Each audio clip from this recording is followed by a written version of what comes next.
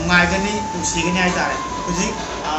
माना वा ngang ngam दजु लोय भाब ताय एना हाय जे तारि से अदुगा ngangi से कैना लोय खंगीबा अदु बोलो हुजिक आइदी सेम कैटेगरी नि हाने खल्लेबो हानागी नाव दु नत्ते ने खल्ले आइदी एम्पैथी नाव हाय अनम मकोसे मसिक हमनि खल्लेबो अना आइना ngasi je la mo ya masi haraw ai ma the nga ma na nga ku na naw ngangi se hang mangang pu puding ngam da ba haraw ni sam na dia pai ne mo de Boy sam na jaw mo pass ke le sam ba se mo sam ko pai am na ko de mo ai la ko de na mi san ke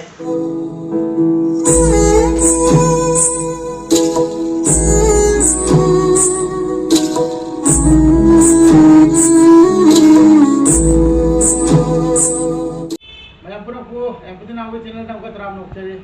mayam ngasi ai je apon ni na daga apoi sip saga da apoi me la pada manipur ki ju kebili ma sida lai ya na le ko ju kuire alu ngasi thengna wada ima je thengna ga aduga champa ai di nau ta ni ko ima ni ta thengna ga o barani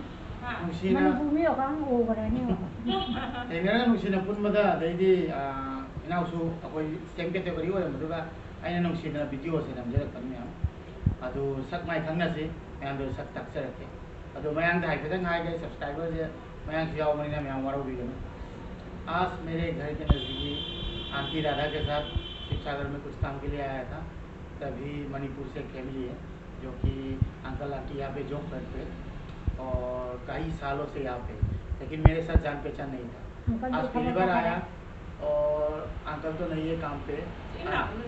aunty और अपने बेटे के साथ मेरा तो भाई हो गया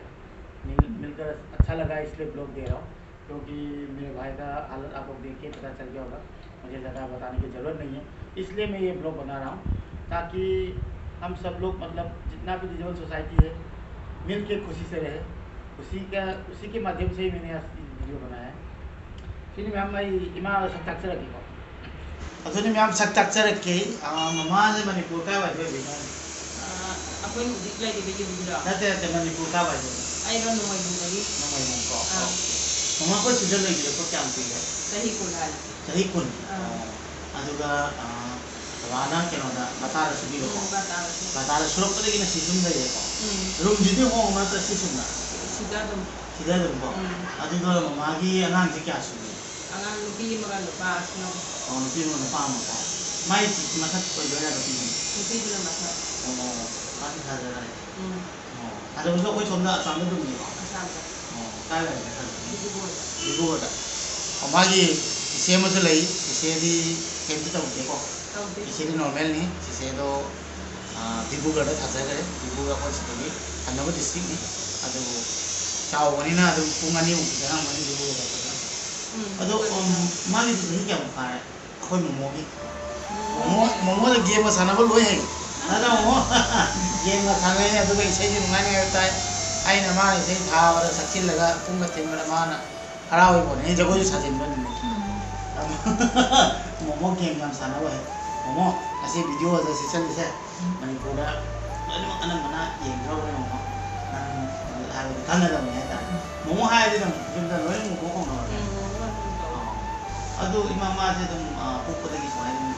पोपदा जोतिस ना बा पोपदा जोतिस ना अदो वे जोतिस लगी तो जोतिस भाई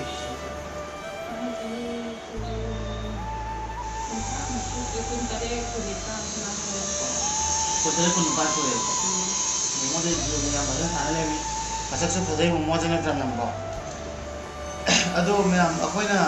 डिसेबल सोसाइटी में दा अखोइना एवरी मोमेंट जन कार मॉडल नि ये आदि चंगी बगा को डिसेबल सिनि ना अमा ले मगदी आदि अतोप मीटिंग अमदि येंगा अखोय खर कोइ थोक नै बको अदु पोत तो वखंदा ला कान को खंबी गदबदी अखोयगी युमदा हेक सिनि ना दो थो मगदी मैम द फावरि बद फावरो ने खले नता अदुना हंदकी इराम सिगदी अखोयना रिलीफ केंग द पिये ने याम वाने अदुई मदद अखोयगी रिलीफ केंग दसु लेरम बजाय युमगी अदुगा अतोपा मणिपुर लेबा डिसेबल सोसाइटी से असिदसु मीटिंग ताबिरगा अखोयगी लेरिबा लुक अदुगा कमिटी खंदी क्लब खंदे मयामना खितंग यंगसिन बिरगदी अमुक हेना ꯅꯨꯡꯉꯥꯏꯒꯅꯤ ꯅꯨꯡꯁꯤꯒꯅꯤ ꯍꯥꯏꯇꯥꯔꯦ ꯍꯧꯖꯤꯛ ꯃꯥꯅ ꯋꯥ ꯉꯥꯡꯕ ꯉꯝꯗ꯭ꯔꯁꯨ ꯂꯣꯏꯅ ꯚꯥꯞ ꯇꯥꯏ ꯑꯩꯅ ꯍꯥꯏꯔꯤꯁꯦ ꯇꯥꯔꯤꯁꯦ ꯑꯗꯨꯒ ꯉꯥꯡꯉꯤꯁꯦ ꯀꯩꯅꯣ ꯂꯣꯏ ꯈꯪꯉꯤꯕ ꯑꯗꯨꯃꯥꯏꯅ ꯃꯈꯣꯏꯒꯤ ꯄꯨꯛꯅꯤꯡꯗ ꯌꯥꯝ ꯅꯨꯡꯉꯥꯏꯒꯅꯦꯕ ꯃꯉꯣꯟꯗ ꯋꯥꯗꯤ ꯑꯗꯨꯝ ꯐꯖꯅ ꯉꯥꯡꯕ ꯏꯁꯩ ꯍꯥꯏꯐꯦꯠꯇꯪ ꯆꯥꯕꯅꯤꯅ ꯅꯪ ꯈꯪꯉꯣ ꯑꯗꯨꯗꯤ ꯈꯜꯂꯒ ꯑꯗꯨꯝ ꯍꯥꯏꯒꯗꯤ ꯇꯧꯕ ꯉꯝꯗꯦ ꯈꯣꯠꯇꯦꯀꯣ ꯑꯗꯨꯗꯤ ꯈꯜꯂꯒ ꯑꯗꯨ ꯑꯩ ꯊꯥꯡꯒꯠꯂꯒ ꯍꯥꯏ ꯇꯧꯔꯒ ꯍꯥꯏ ꯃꯌꯥꯝ ꯌꯥꯝ ꯃꯣꯃꯣꯁꯦ ꯍꯥꯏ ꯃꯌꯥꯝꯁꯦ ꯃꯣꯃꯣꯁꯦ ꯃꯌꯥꯝ 이사람한테 당할수 모모세 이산 그래 양가이세 미는 핵 아코이세 우고고 어디 아이디 샘게 되거리니 하는 칼레고 어디 하나기 나나오고 낫게 하는 칼레 아이디 엠푸티 나와요 안나무 먹고세 마시 빵네 칼레고 아나 아이나 나시제 라에나 고짝수 짜레 시레지간나 이마 양 하오에 토메 하와이도 하오에 강하고도 반 하오에 이마 거의 정말은 아주 우리 라가 아주 레이수 어디 tenya우도 상대로 많이 안 먹었어 많이 그래 뭐니 거의 뭐 센터나 뭐 세나 세상나 뭐 되는 거 아니야 라미도 강가 보니까 나 이제 어디가 라 이게 정말 라이 아주 라 거의 해도 좀 tenya죠 anh biết của anh đâu mấy con lát thì đuôi mini nè và cha chả có bắt đầu có cái này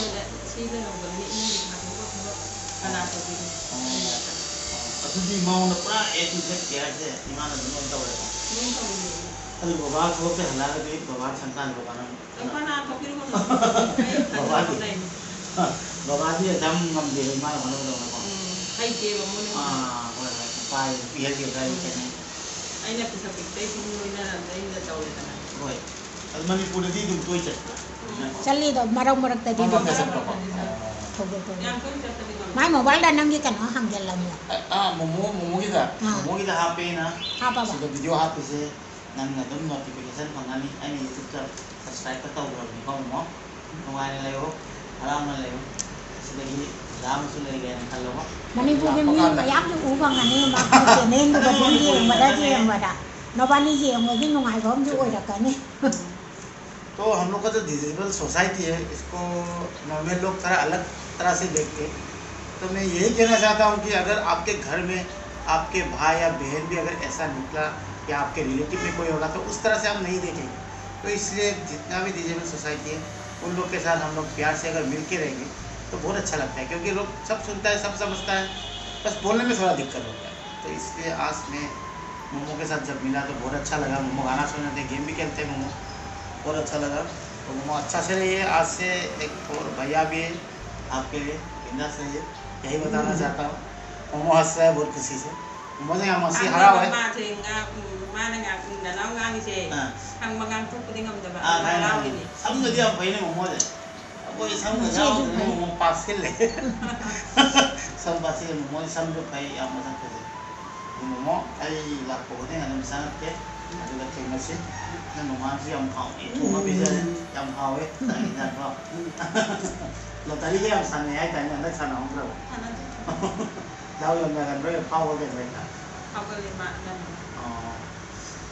ที่นี่มาอีมาอาชีพเช่นนั้นก็ง่ายนะเราจะเช่นนั้น ไอ้นี่เห็นโรงงานนี้เนี่ย มาที่ง่ายเพราะอีมาที่จะง่วงดิอาชีพนี้น่ารักน่าหนาวน่ารักอีมาก็ ชีนั่นได้ให้บ้านเราก็มาแต่เนี่ยชีคนเราตรงได้ไอ้ชีได้ให้ อ๋ออันนี้ก็เช่นนั้นมันชั่วโมงเดียวแบบไอ้นี่อาชีพโทรแล้วไปเช่นนั้นไอ้ผู้นี้ตัวนี้ได้มาก็ไอ้นี่ต้องโทรอะไรสิมาทานนะต้องใครนำมาดีกว่าใครนำมาดีกว่าทานนะต้องโทรก็ต้องเนี่ยแต่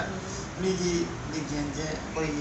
พุ่งยิงเลยเนี่ยก็ได้ครับอันนั้นโมโม่ อันนี้ว่าคนนั่งนี่กันนาชาลกายเขาก็จัดอิงบรรยากาศจัดประฟังอีกกว่า จุ่มอันดูอย่างนู้นที่โมโม่ก็น่าเนี่ยว่ายเป็นว่ายคือ โรงงานอันนั้นมึงไอ้เนี่ยคุณไม่กันกันพวกการเนี่ยมาสกุลทวีเนี่ย อันนั้นวิจัยก็มันจะตัวก็ต้องพันชัดมั้ง วิ่งเสียดูเลยแบบอะไรผมคนนี้อินบางทีทำตัวงอมมาเต้นเนี่ย ส่วนนี้ไอ้มันเด็กก็รับวิจัยเราพันชัดไม่ยากมันอยู่ก่อน ได้ยินวิจัยประฟังอีก พันชัดแล้วก็ต้องคุยทุกคนก็ใครถ้าเจอก็การีเด้อต้องมาแล้วก็ก็ต้องขรับคุยทุกคน อุ้ยนี่เป็นได้ชามันดีจังเลยเนี่ย มาตัวเราคุย สิบาติทำได้บางทีต้องคุยดิ ไอ้ซาลีเองนะฮะที่มาพยาวเลยฮะอะไรเงี้ย Aku nak tahu. Oi ngang lagi tu. Ada ni mama. Mana orang ada. Nobody melakukan. Karena mama punya di sebagai tu orang dah sampai cukup. Yang ini tak boleh ningai ni. Kalau mana emang pokok disable di disable di lepas dah kami kok. Ada mana tahu yang di pasal ni acara tu kau dah hang belak pokok lain. Ada mungkin ada ikat pada apa ini. Ada tu tiga apa ikat pada ni kok. Ada di sini subscriber begitu cakap ada. Hanya asal pun semua kami nanti. Aisu